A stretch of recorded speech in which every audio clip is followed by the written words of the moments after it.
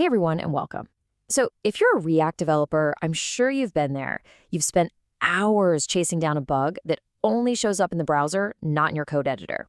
Well, you are in exactly the right place. Today, we're going to pull back the curtain on TypeScript and show you how it can turn you into a much more confident and, honestly, a much more efficient React developer.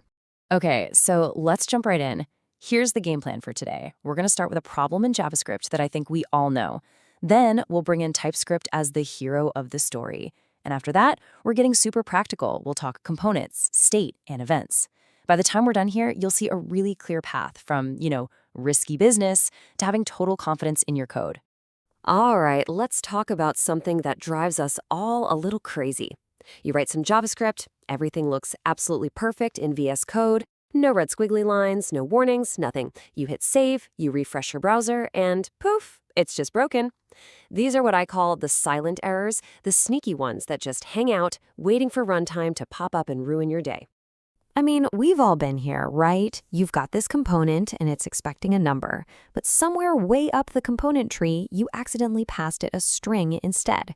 Your code editor, it didn't say a thing. Webpack was perfectly happy, but the user, they just see total NaN.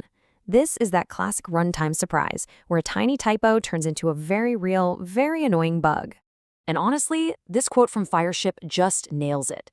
With a language like JavaScript, which is dynamically typed, the feedback loop is just way, way too slow. You find out about your mistakes when the app is actually running, which, in a worst-case scenario, means your users are the ones finding the bugs for you. And nobody wants that. So what's the fix? How do we make that feedback loop shorter?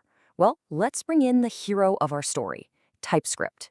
Just imagine for a second, what if you could catch that exact same string for a number error before you even hit the save button? Now, here's the most important thing to get straight.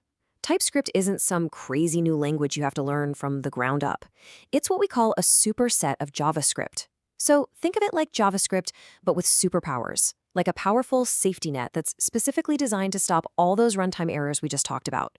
In fact, any JavaScript code you have right now is already valid TypeScript. And this, right here, this slide just shows the magic perfectly. Look at that. It's the same code, but this time it's in a TypeScript file. Instead of a broken app, you get instant feedback right there in your editor. You get that little red squiggly line and a super clear error message. This isn't just a nice little feature, it literally changes the way you write and debug your code, and it'll save you just countless hours of frustration. Okay, enough theory. Let's get our hands dirty with our first practical example. We're going to see how this works with the absolute bread and butter of React, component props. This is where you're going to feel the benefits almost immediately. It really just boils down to this simple three-step dance. First, you define the shape of your props, what they're called, and what kind of data they hold. Second, you tell your component, hey, I expect props that look like this shape. And third, you just sit back and enjoy the ride with total safety and awesome editor autocomplete. I mean, look at this. The difference is just night and day. On the left, that JavaScript component is kind of a black box. What is title supposed to be? Is it a string, a number, an object? Who knows? But on the right, the TypeScript version is basically a self-documenting contract. It says crystal clear, I need a title that's a string, and I need a disabled prop that's a Boolean. It completely removes the guesswork. Awesome. So our props are now totally secure. But what about the data that lives inside our components? Let's go ahead and apply that same safety net to one of the most common hooks out there, useState. Now, what's so cool about this is that for a lot of the simple cases, you literally don't have to do anything extra.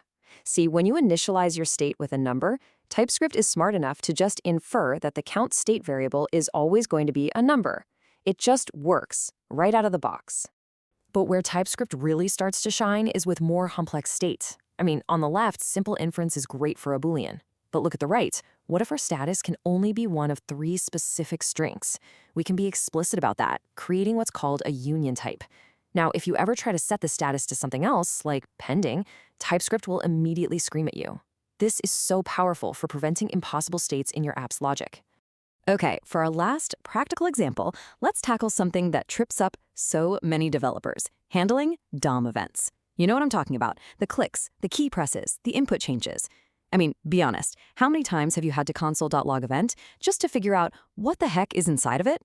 Well, with TypeScript, those days are pretty much over.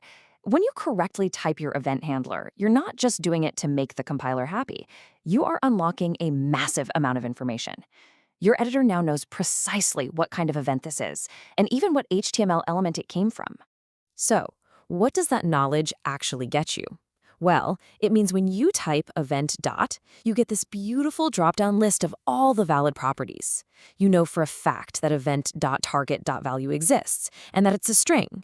You avoid those simple but oh so frustrating typos. It basically turns a guessing game into a guided, error-free process. And really, this brings it all home. TypeScript fundamentally changes when you find bugs. With JavaScript, you often find them late in the game, at runtime when it's most expensive to fix. But with TypeScript, you find them instantly, as you type. This isn't just about writing correct code. It's about creating a faster, way less frustrating developer experience. And that pretty much wraps it up. We've gone all the way from those nasty runtime surprises to the safety of compile time checks. So I'll just leave you with this one question to think about.